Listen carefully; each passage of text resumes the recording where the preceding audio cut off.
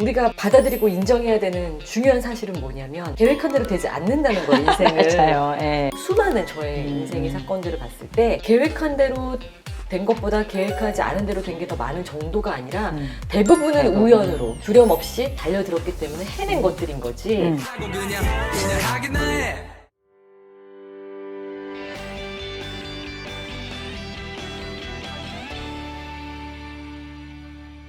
본인이 지금 그렇게 열정적, 그러니까 열정전에 딴 게 아니라 내가 하는 일에 너무 열렬한 애정, 막 몰입하는 거잖아요. 그런 모습을 가지고 지금 쉴 틈 없이 그렇게 많은 경험들을 하면서 왔단 말이죠. 근데 본인 생각하기에 그 진짜 핵심되는 드라이버가 뭐라고 생각하시는 걸까요? 저는 여러 가지가 있을 수 있는데 일단은 타고난 성향 플러스 어떤 자라온 환경이나 이런 것들 안에 제가 굉장히 책임감이 좀 지나칠 정도로 강한 사람이 되도록 만든 요소들이 있었던 것 같아요. 그래서 제가 무슨 일을 맡았다거나 나는 이런 역할을 해야 되는 사람이라거나 했을 때 그거를 다 하지 못하면은 스스로 만족을 못하는 거예요. 제가 좀 제 자신을 괴롭히는 사람인 거죠, 어떻게 보면. 그래서 어떤 분들은 제가 뭐 스페인 너는 자유다 막 이러고 뭐 세상 여행을 다니고 이러니까 굉장히 제가 그냥 자유분방한 사람일 거라 생각하시지만 제 주변 사람들은 다 알아요. 저는 KBS에 재직할 때도 누구보다도 보수적으로 굉장히 그 원칙적으로 조직 생활을 잘하는 직원이었고요. 저희 후배들한테도 아나운서는 셀러브리티가 아니라 셀러리맨이야라는 이야기를 많이 해주는 선배였고 그런 편이었던 걸 보면 굉장히 저는 제 자신이 지금도 프리랜서지만 제가 갖고 있는 어떤 원칙들에 의해서 마치 회사 조직이나 상사가 있는 것처럼 제 삶이 돌아가고 있거든요. 그런 걸 보면 어찌 보면 이게 뭐 좋은 점도 있고 나쁜 점도 있는데 그런 책임감을 좀 강하게 갖고 있는 사람이라는 거 하나. 그리고 또 하나는 굉장히 세상에 대한 호기심이 많아요. 그래서 어떤 일이든지 재밌어 하는 거죠. 호기심이라는 건 딴 게 아니라 나이 들어서 왜 이렇게 아니면 나이가 상관없이 뭐 어떤 사람들 왜 삶에 의욕이 없는 사람들은 궁금한 게 없거든요.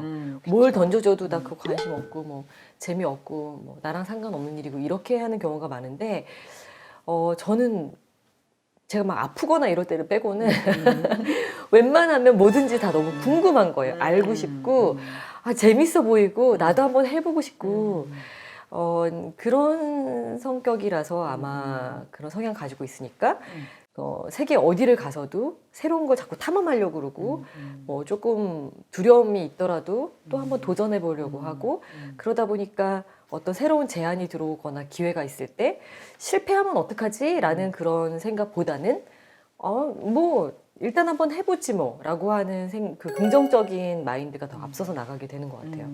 그래서 제가 볼 때는 그 두 가지가 가장 큰 것 같거든요.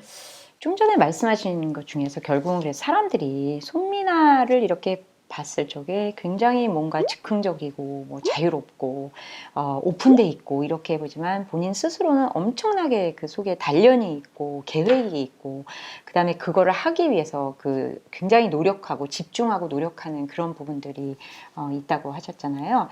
그래서 결국은 본인이 원하는 게 있어도 그냥 원하는 그냥 이렇게 허상으로 끝나는 게 아니라 그거를 실제적으로 나의 그 삶에 굉장히 중요한 목표도 되고 내가 성취해야 되는 길도 되고 이렇게 지금 만드시는 거잖아요. 제가 어릴 적 얘기를 좀 해드려볼까요? 네네네. 네. 대학 때 아나운서 시험 봐야겠다고 이제 생각을 했는데 그거는 왜 그랬냐면 처음에는 스페인어 공부에만 열중을 하다가 스페인어를 더 잘하기 위해서 마드리드로 어학연수를 갔어요. 네.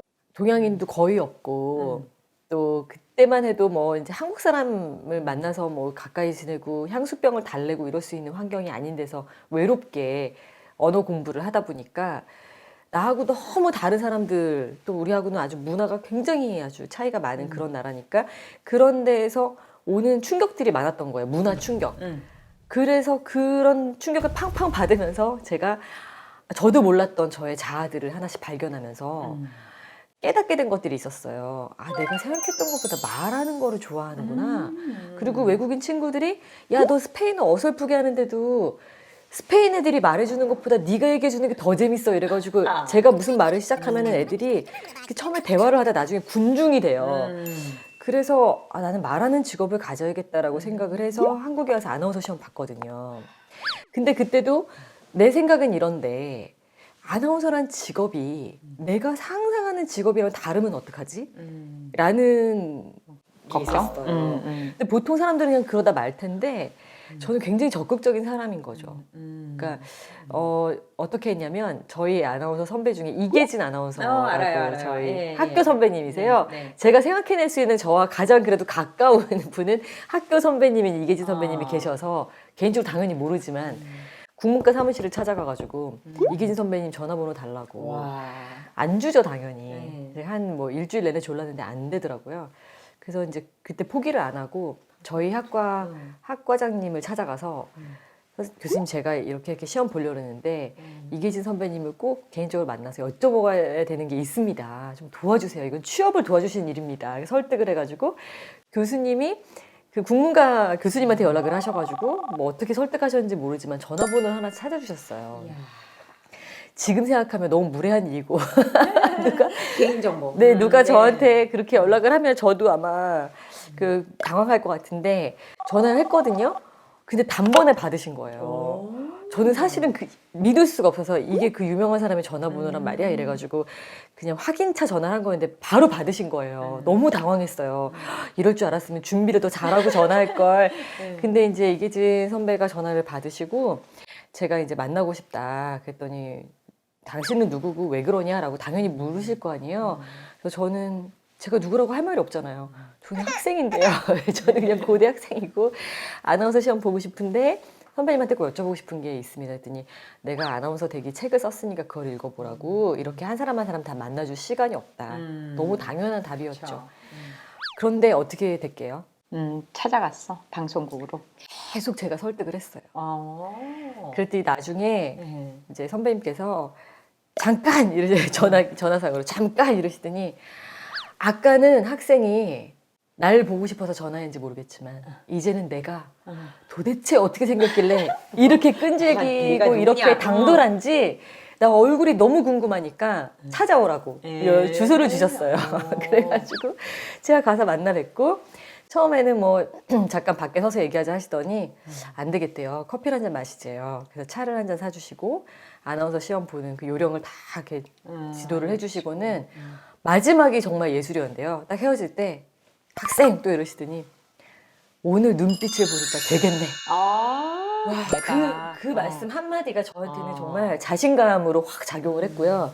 지금도 기억납니다. 그날 기분으로는 제가 아나운서 합격한 그런 날이어서 제가 학교 중앙도서관 찾아가서 친구들한테 짜장면을 착 돌린 그 기억이 있어요. 그 정도로 저에게 큰 힘이 됐는데 제가 드리고 싶은 말씀은 이 방송을 보고 계신 분들 중에는 어떤 일을 하고 싶다. 나 회사에서 뭐 도전하고 싶어. 아니면 뭐 경단녀거나 이런 분들이 나 다시 할 수 있을까? 뭔가 할 수 있을까를 생각하지 마세요. 그냥 하세요. 일단. 예, 할 수 있을까를 고민한다는 거는 이게 뭐 진짜 할 수 있을까 없을까를 저울질해서가 아니라 대부분의 사람들이 실패에 대한 두려움 때문에 그러거든요. 안 되면 어떡하지? 그렇죠. 근데 잘 생각해 보면 안 되면 뭐 어때요? 그렇죠. 안 된다고 세상이 무너지지 않거든요. 근데 우리는 벌어지지 않은 일에 대해서 혹시라도 실패하면 어떡하지라는 그 두려움 때문에 아예 발도 못 디디는 경우가 있어요.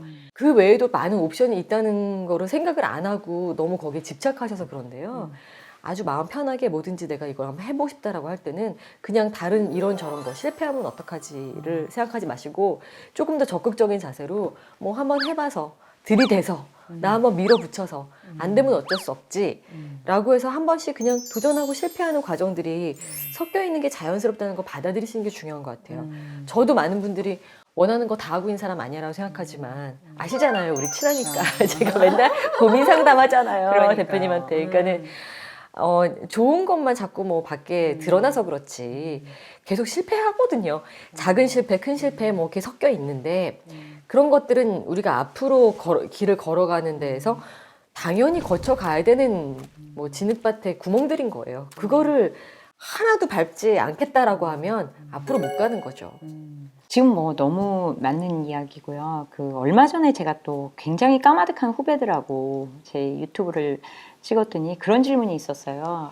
지금 제가 경력 시작한 지 바르고 회사 이직한 지 얼마 안 됐는데 이제 한창 회사에 익숙해질 한 7, 8년 무렵 있어야 되는데 애는 뭐 언제 낳는 게 제일 좋을까요? 뭐 이런 질문을 해요. 근데 그 질문이 사실은 지금부터 한 30년 전에 제가 그 경력 시작하고 이제 좀 성공해 가도록 올릴 때 30년은 아니고 한 20년 전쯤에 후배들이 했던 질문하고 똑같은 거예요. 예, 그 얘기는 뭐냐면 그 질문의 본질이 이제 되게 안 변했다는 얘기인데 그 얘기는 뭐냐면 내가 커리어를 갖는 거하고 임신이나 출산이 같은 선상에서 비교가 되는 거죠. 근데 이제 저는 어떻게 생각하냐면 본인의 이제 커리어 못지않게 사실 임신이나 출산이라는 거는 본인 라이프에서 삶에서 정말 굉장히 중대한 이벤트잖아요. 그래서 그거를 똑같게 놓고 똑같은 잣대로 봐서는 안 된다는 게 이제 제 생각이고 지금 우리 손 작가 말씀하신 것처럼 그러니까 이게 뭐 이거를 계획해가지고 뭐 이거 먼저 할까 저거 먼저 할까가 아니라 이게 삶이라는 거는 내가 생각한 대로 안 되는 것도 굉장히 많고 예, 계획대로 안 되는 것도 많으니까 어쨌든 내가 둘 다 하기로 마음을 먹었다면 이렇게 오는 대로 자연스럽게 물론 뭐 계획할 수도 있겠지만 어쨌든 오는 대로 자연스럽게 하고 어떤 것이 먼저 오든 그거에 맞춰서 이제 매니지를 해야 되는 게 아닐까 하는 저도 그런 삶의 철학을 좀 갖고 있기는 합니다. 예. 저도 아까 뭐 계획녀라고 말씀드렸는데 계획을 계속 짜요. 근데 그 계획이 틀림없이 다 지켜진다고 믿기 때문에 그러는 것도 아니고요. 그쵸. 그거를 그렇게 실행해 나가려는 강박을 갖고 있지도 않아요.